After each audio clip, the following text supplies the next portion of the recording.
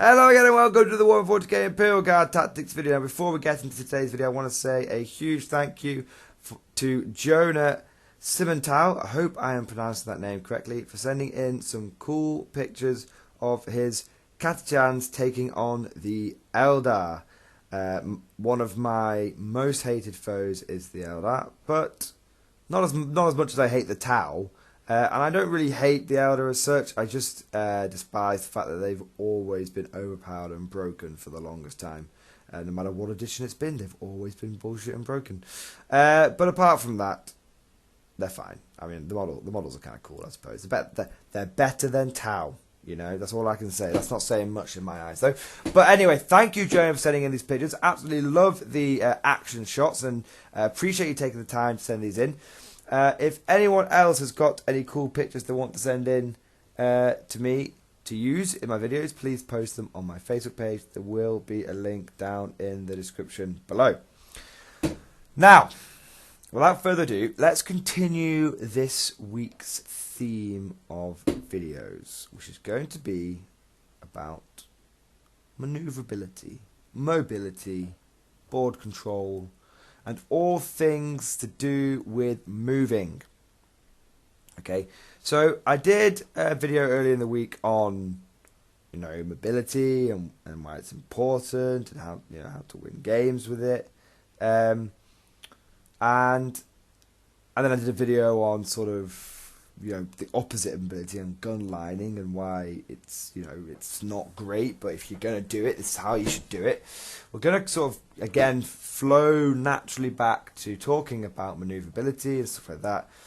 But it's all well and good of me saying go and add it to your army, but I have to appreciate that there might be some sort of newer players out there who aren't fully aware of some of the better options that we have available to ourselves as the Imperial Guard.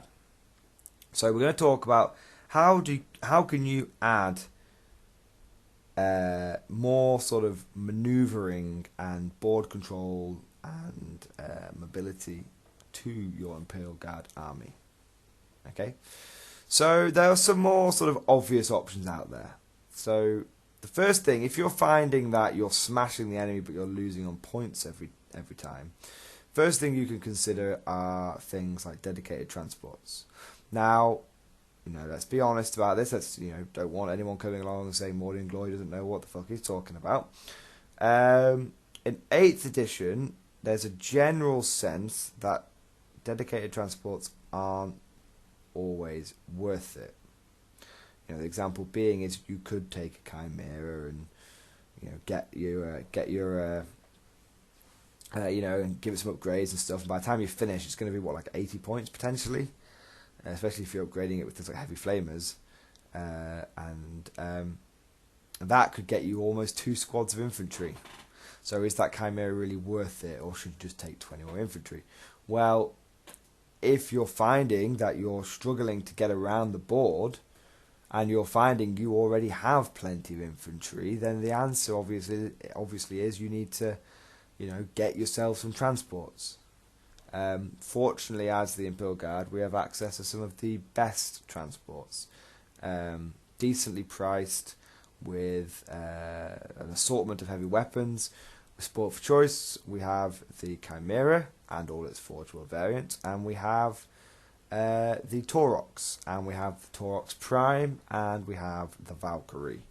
So, straight out of the Codex, we have, just out of your basic rulebook, you've got 4 options for adding maneuverability in there. I've done videos before on which one you think you should take. I like Valkyries, I think they're very good. I like Chimeras over Tauroxes, for example, and I think Taurox Primes are essential for if you're going for a pure Militar Tempestus army. So that's one way, dedicated transport. Second way is get yourself, if you want to stick with the infantry theme, then you're going to need to start looking at how you can get more orders into your army. If you're running around with 100 infantry and sort of like in your sort of 1,000-point army, but you've only got 1 company commander, you're going to struggle with board control, with taking ground, because you're only going to have 2 orders potentially, and You're going to probably want to use those for damage output, like first rank fire or take aim, especially if you're Cadian. So you need more orders, because then you can use things like move, move, move. Move, move, move is an order which means you can move and advance in the shooting phase, and then when you get in the movement phase, and then when you get to the shooting phase, you can move and advance again, which on average gives you a 19-inch movement with an infantry squad. But because you've got 6 plus 6 plus 3.5 plus 3.5, average. But you're looking at between 18 and 19 inches of movement, and you could go as fast as 24 inches in a turn with a single infantry squad.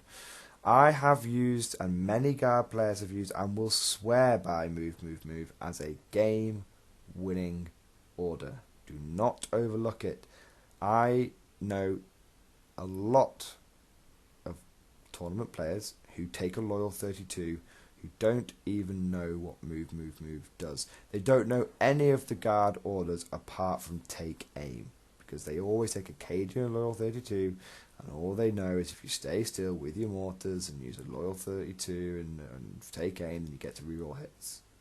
No, don't be afraid to move, move, move. What is one infantry squad going to do in shooting that could be better than it scoring you a whole maelstrom point, which could win you the game? Bear that in mind. Another less well-known order, which many people don't bother with, is forwards for the Emperor. I, however, have found it useful nearly every game I run my pure infantry. There's always a scenario where it comes up where you need to move a bit further forward but don't want to run out of firepower. Forwards for the Emperor means that after you have moved and advanced, if you give the squad forwards for the Emperor, they are still allowed to shoot normally. Now this does mean if you are using a heavy weapon, then you will be firing at -1 to hit because you've moved. And weirdly, I think it means your assault weapons will still be -1 to hit as well. Because assault weapons have a special rule, which is if you move and advance, you can still shoot the weapon, but it's -1. Forwards to the Emperor doesn't get past that. It just says you are allowed to shoot. So you can still shoot your lasguns normally, but your assault weapons will not be doing as well. I could be wrong there. Feel free to comment below and correct me. I don't think that's been FAQ'd though. So just be aware of that. Forwards to the Emperor is good for your lasguns. It's no real good for your assault weapons, like grenade launchers. It's good for plasma as well. So that's some more traditional ways of adding maneuverability to your infantry elements of your army. But there are units out there which have inbuilt good movement speeds. Things like Hellhounds.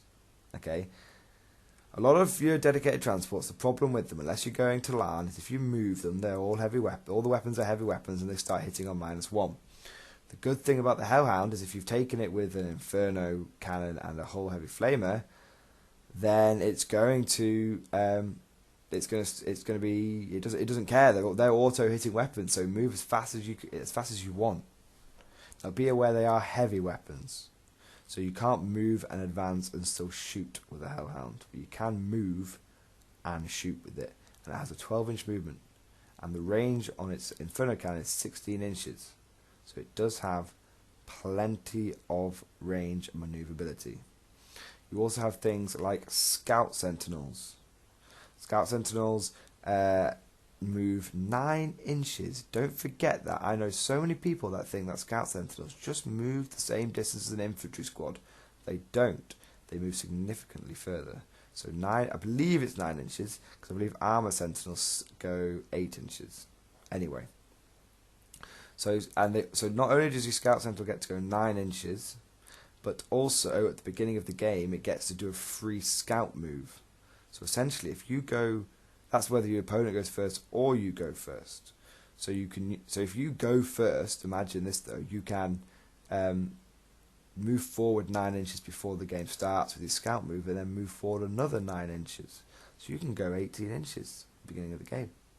That will typically, combined with your 8-inch range on your heavy flamer, get you within range of an enemy unit, and you are typically going to want to give your Scout Sentinels heavy flamers.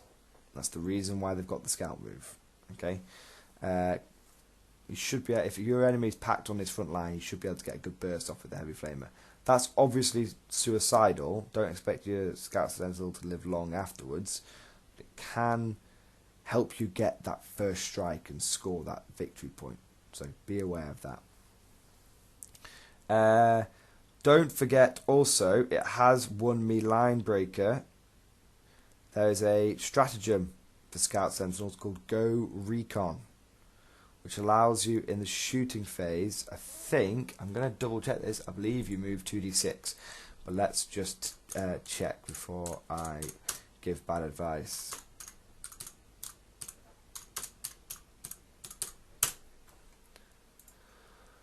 I know exactly where it is. Go Recon, it's one command point. You use at the beginning of the shooting phase, you select unit scout sentinels and they immediately move 2d6. They cannot shoot or charge this turn. So it's very good. 2d6 can get your line breaker on the last turn of the game. Don't be afraid to remember it or use it.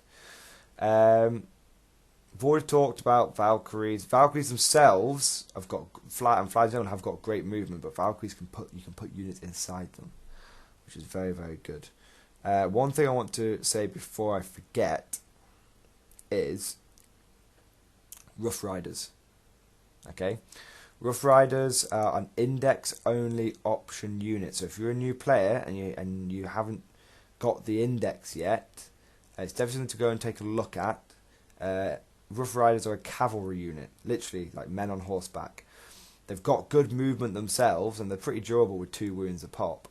But they can also, they don't have to deploy on the field of battle. They can come in from outflank. Essentially what that means, it's like deep strike, but they come in from a board edge rather than anywhere you want. So don't forget about Rough Riders. I know a lot of people they might be a, pardon me, they might be an index option, they might not really be supported anymore, but there are a lot of people that swear by them, and they still seem to make their way into competitive Imperial Guard lists. So be aware of them and use them if you can. The new Genestealer Cult biker models, Atalan Jackals, make very good stand-ins for Rough Riders, or you can go and get yourself pretty much any historical cavalry box set. As long as it's 28mm scale, they'll fit in just fine. Then you have units. Don't forget Death Corps of Krieg also get access to Death Riders, which are like Rough Riders but better, but more expensive in points and much more expensive in actual real life money as well. So be aware of that. But they are way better. What else? Don't forget obvious things like Scions. Scions get access to the Torx Prime, which is possibly one of the best, at the very least, best armed transports in the entire game. A Torx Prime could put out quite easily 32 shots at close range, hitting on 3s. All of it strength 4 firepower. Lots of anti-infantry capability there. We're doing another video on Torx Primes later, probably next week. But Scions themselves have access to the Deep Strike rule, which means they can just drop down as long as they stay 9 inches away from any enemy units. They can drop down. This is good because it means they can get their plasma guns in rapid fire range. But the problem with Deep Strike is you have to technically be over 9 inches, so you're sort of 9.01 inches away. The issue with that is it means your Scions then, their rapid fire range for their rifles is exactly 9 inches. So you will drop in and you will never be in rapid fire range. You'll always be 0.01 inches over. Just to bear that in mind. But deep striking plasma Scion command squads with rerolling ones to hit overcharged has and will delete an enemy unit in a turn. It's a bit of suicide, but it is a scalpel, and it is high. It allows you to bring pain to anywhere on the board. Then there are things like the relic, the dagger of Tuka Sakura. I can never ever remember how to pronounce that thing. I'm going to find it now. I am going to find it. Where's the bloody war gear? Bloody relics, universal. The dagger of Tusaka. That's what I'm calling it. And that allows you to outflank a character who has it and a unit that can go with them as well, so 2 units. Or you can use the stratagem from the Talan regiment, which allows them to outflank for 3 command points up to 3 units. Only one of those units can be a vehicle or vehicle squadron, though. Just to be aware of that. You also have things like orders for your vehicles. I don't want to forget those, okay?